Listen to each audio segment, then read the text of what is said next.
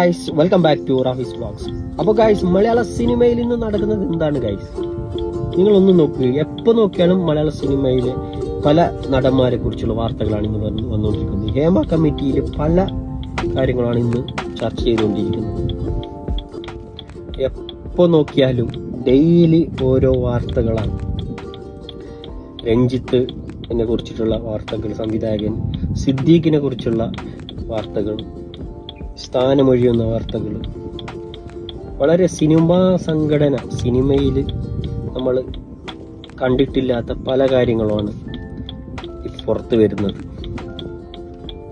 അതിൽ നമ്മൾ എടുത്തു പറയേണ്ട ഒരാളാണ്, അതായത് ഒരു രീതിയിലും ഇതുവരെ ആയിട്ട് ഇത്ര വർഷങ്ങളായിട്ട് മമ്മൂട്ടി മെഗാസ്റ്റാർ ഒരു രീതിയിലുള്ള ഒരു വിവാദങ്ങളിലോ ഇന്ന് വരെ വരാത്ത ഒരു വ്യക്തിയാണ്.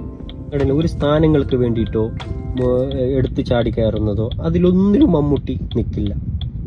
മാത്രവുമല്ല, അങ്ങനെയുള്ള ആൾക്കാർ സ്ഥാനങ്ങൾക്ക് വേണ്ടി വാശി പിടിച്ച് പലരെയും ഒതുക്കി കയറിയ ആൾക്കാരാണ് ഇന്ന് പല കേസുകളിലായിട്ട് പെട്ടുകൊണ്ടിരിക്കുന്നത്.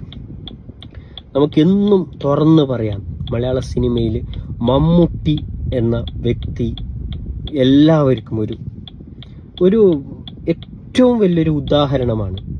അമ്മ എന്ന സംഘടനയിലെ വെറും ഒരു മെമ്പർ മാത്രമാണ്